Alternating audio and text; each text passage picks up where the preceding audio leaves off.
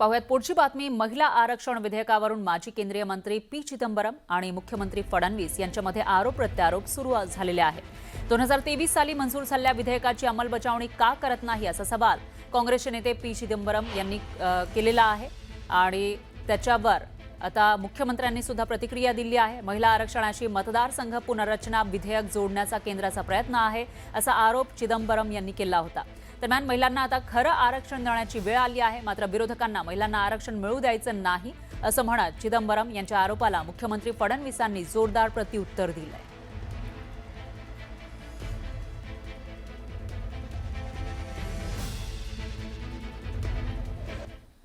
106th Constitution Amendment Bill has been passed in December 2023. That bill allows for women's reservation in 543-member Lok Sabha. Why don't they implement that? Why do they want to bring another bill for women's reservation?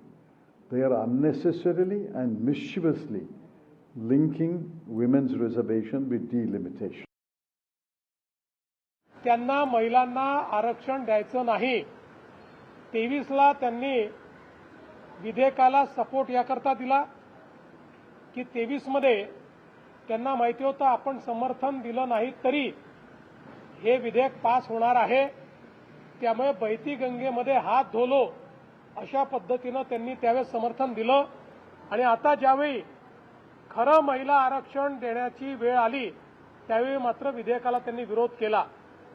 आता हे delimitation सांगतायत। डिलिमिटेशनचा निर्णय हा 2023 सालीच झालाय आणि त्याला काँग्रेसनी मतदान करून मान्यता दिली आहे। आज आलेला निर्णय नाही।